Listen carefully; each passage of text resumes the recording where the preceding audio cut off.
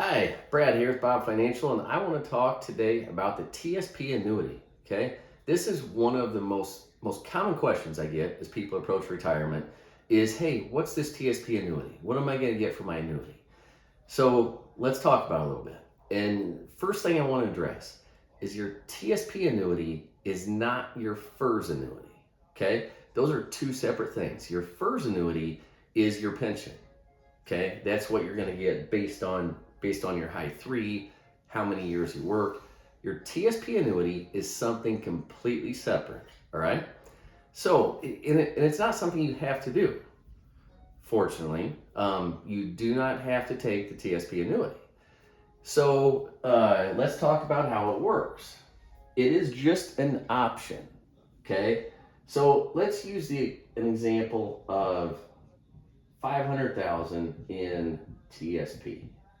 Okay, that's your balance that you have when you retire. You've got 500,000, and you're looking at the TSP annuity. So, what the TSP annuity involves is taking this 500,000, and then you give that to MetLife. Okay, the 500,000 is no longer yours. All right. And then what happens is you give that to MetLife, and MetLife says, okay, thank you, we appreciate your business, and we are going to give you a payment of, and I'm just using this for example, it's going to depend on your age, going to depend on interest rates at the time, which right now are really low. And they say, okay, thank you for that. We're going to give you now $30,000 every year for the rest of your life. All right?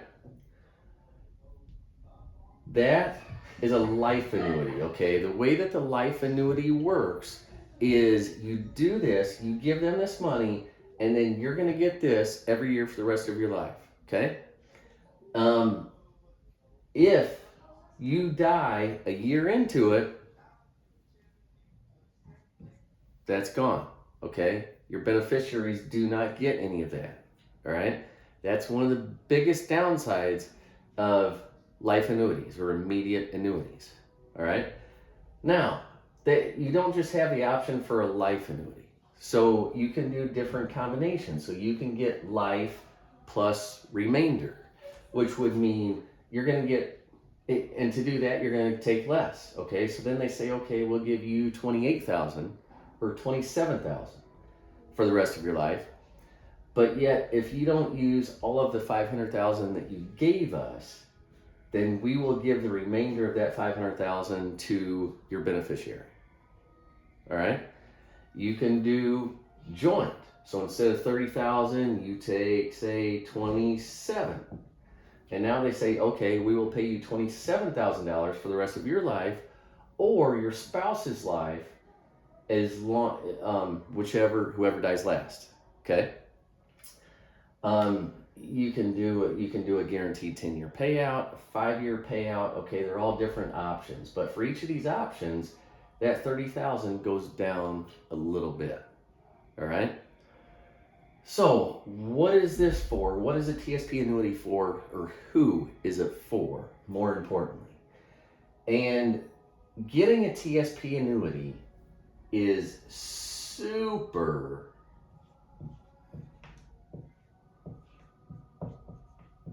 conservative.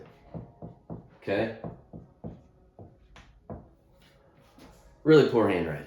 But what you're doing is you're giving up access to your money. Okay? One of the biggest issues with that, giving up access to your lump sum of 500,000. If you want to get more than 30,000 one year, you can't do that. You don't have the option if you do an immediate annuity through TSP. I say really conservative. So right now, these payments are based on interest rates as well. Right now, interest rates are really, really low, okay?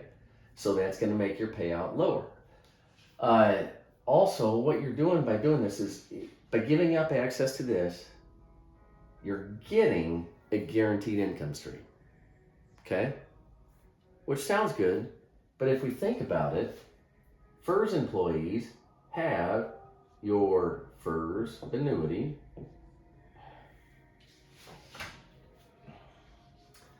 So you've got your FERS annuity. Then you also have Social Security. Okay? FERS they talk about it being a three-part system, right? FERS, Social Security, TSP. So this and this, both guaranteed income streams. Excuse me. So these two are both guaranteed income streams.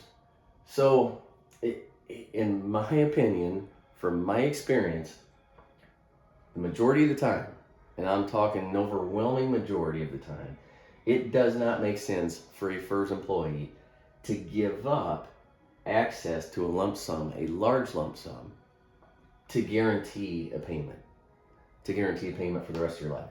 Because you have guaranteed income coming from your FERS annuity and your Social Security. Both of those are great guaranteed income streams. They both have a cost of living adjustment with them, so they're going to continue to go up. If you get this payment here, it does not have a cost of living adjustment. Now, you may be able to take a reduction to get a cost of living adjustment, but yet if you get the life only, no, it does not have an increase every year for inflation. So essentially your payment goes down, or your buying power goes down a little bit every year as inflation goes up. Especially in times like right now, where we've got inflation which is the highest we've seen in the past 20 years or so, I believe. This past year, it's been really high. So, to summarize, TSP annuity, not for many federal employees, in my opinion. And never say never, but yet you're giving up access to a large lump sum, all right? And then you don't have any stock market exposure with that lump sum. And the stock market, if you look back at the history of the stock market, the longer you're invested, the better your chances of making money. And if you're retiring at the age of 57, you're looking at needing to use that money for another 30 plus years, right? If you're in good health, you're expected to live to 87, 90. So you're going to depend on that income for a long time. Therefore, you probably need some growth from that money.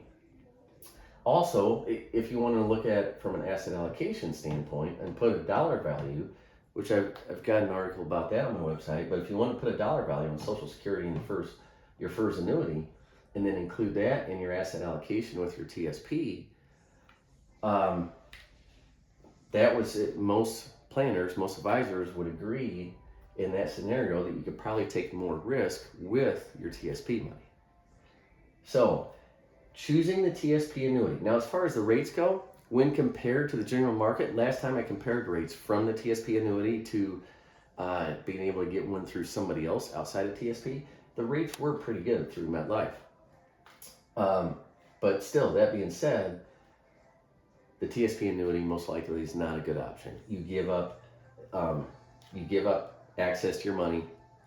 You reduce what you're going to pass on to beneficiaries significantly. Okay, and for some people that's not an issue. And most likely, the third thing is most likely you don't need to be that conservative with your money because you have these two guaranteed income streams. Okay, so just want to give a little information. That's the TSP annuity. That's how that works. So now you know when you get closer to retirement, hopefully it helps you make wiser decisions and help you have a better retirement. Thanks.